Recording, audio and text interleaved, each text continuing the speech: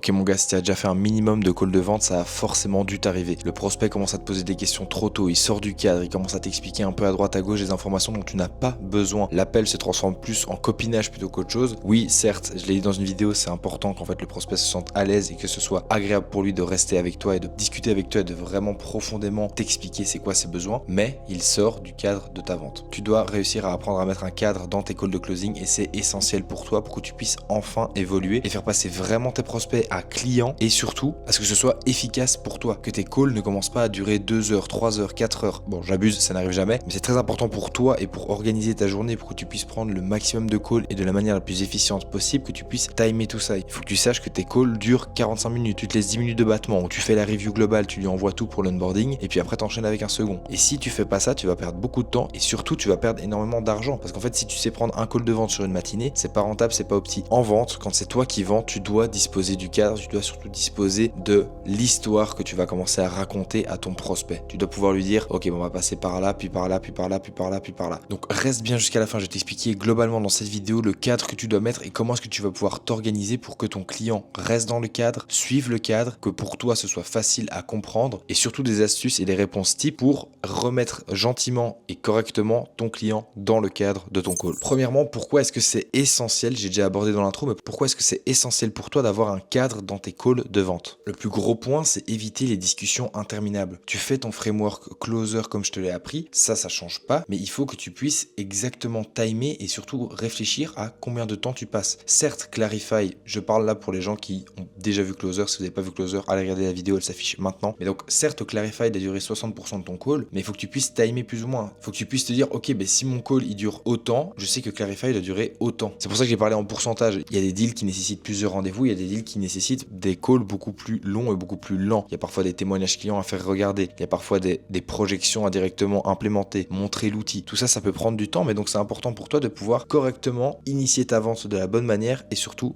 suivre la trame de ton call. Un bon cadrage, ça va te permettre de garder la maîtrise sur le call, amener le prospect à une décision sans qu'il s'en rende compte et sans le forcer, et créer une vraie dynamique, que ce soit agréable et surtout qu'il y ait une histoire qui ne soit pas décousue, qui soit logique dans la manière dont tu vas aborder l'appel. Ce qui va créer une réelle dynamique et le mec en face de toi va vraiment te voir comme étant un expert dans ton domaine. Fondamentalement, qu'est-ce qu'un cadre de vente? C'est l'environnement mental et l'ambiance dans laquelle va se passer l'appel pour que ton prospect prenne la décision d'acheter ton produit. Donc c'est un jeu d'influence et de psychologie humaine entre celui qui vend et celui qui achète. Pour ça, tu as deux scénarios possibles dans les gens qui utilisent un cadre correct dans leur vente. Tu as celui qui va imposer son cadre et donc le prospect va simplement devoir répondre aux questions et suivre la trame comme le vendeur le décide et ça va avancer naturellement vers la prise de décision et vers la vente. Et seconde option, le prospect met en place le cadre et donc c'est lui qui va poser tes questions, c'est lui qui va négocier ton prix. Bref, c'est plein de choses que tu ne veux absolument pas avoir dans tes calls de vente. En fait, si tu n'as pas de cadre de vente, le prospect va être amené à prendre des décisions et surtout à faire des choses qu'il n'est pas censé faire. Réfléchir indéfiniment, tourner en rond dans des discussions, avoir des discussions qui ne mènent à rien, des questions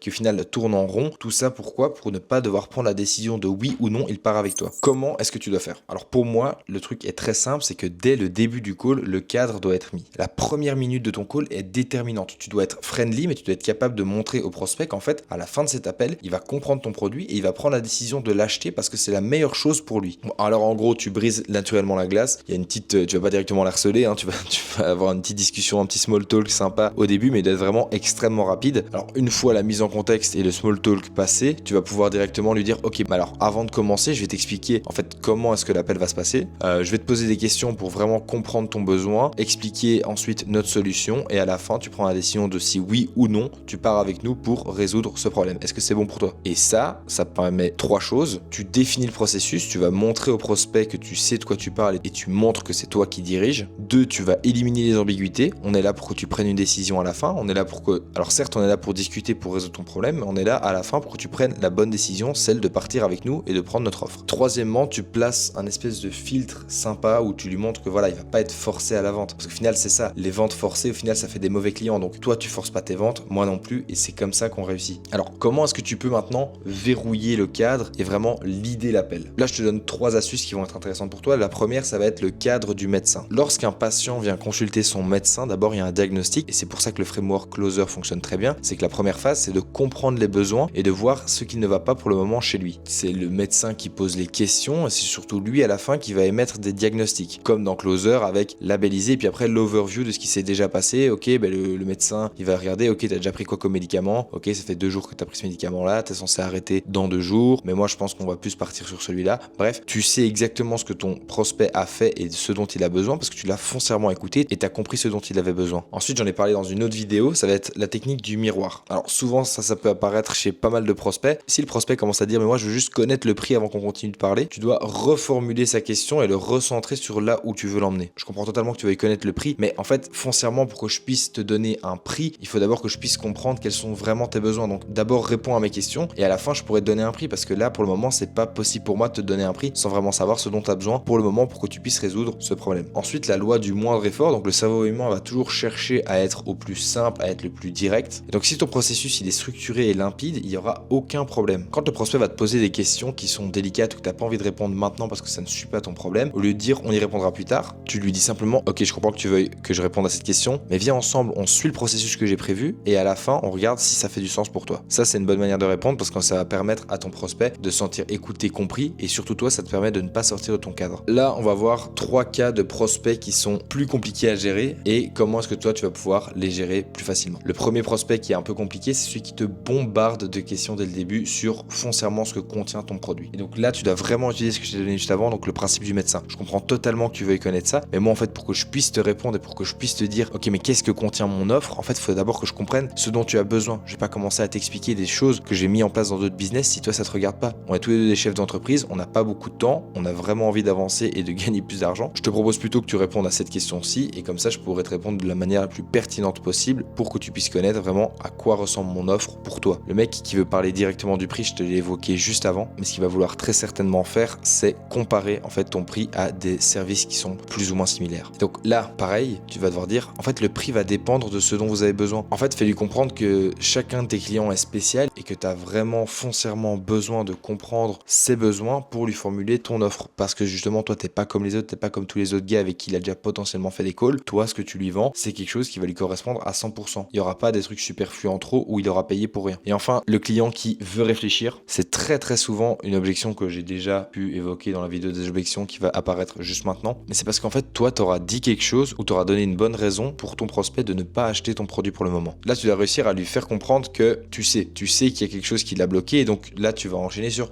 non mais explique-moi d'abord ce qui te fait vraiment hésiter parce qu'en fait, si t'as pas tous les éléments de réponse qui vont pouvoir répondre à ton hésitation, tu vas pas vraiment pouvoir prendre la bonne décision pour toi. Et enfin, conclure la vente, c'est essentiel. C'est vraiment réussir à faire comprendre l'entièreté des bénéfices que tu as à donner pour ce gars-là et l'entièreté des bénéfices qu'il a à perdre si jamais il choisit de ne pas passer à l'action, de ne pas te dire un grand oui. C'est la force des grands closers, c'est la force des grands vendeurs, c'est réussir à conclure sa vente tout en restant smooth, tout en restant agréable et en même temps que le prospect ne se sente pas agressé ni forcé de prendre ton produit. Pour que ça fonctionne et que ton cadre reste bon, tu dois absolument éviter le flou dans cette étape-là. Tu dois lui faire comprendre que l'inaction et le fait de ne rien faire, c'est une décision et que ça va lui causer des torts plus tard. Et enfin, reste en position de force. Si on sent que tu commences à perdre pied et que tu veux vraiment qu'il achète ton produit, là tu vas perdre ta position d'autorité par rapport à lui et surtout tu vas perdre toute ta crédibilité par rapport à ce dont vous avez parlé pendant plus d'une demi-heure avant. Donc mon gars, cette vidéo était essentielle pour moi parce que j'ai vu trop souvent vis-à-vis des clients que j'ai pu accompagner, eux-mêmes filment leur call de vente si tu veux avant que je commence à rentrer chez eux. Ils filmaient leur call de vente et je voyais que la plupart des choses qui manquaient chez ces gars-là, c'est souvent des gens qui sont beaucoup trop gentils, un peu trop humains,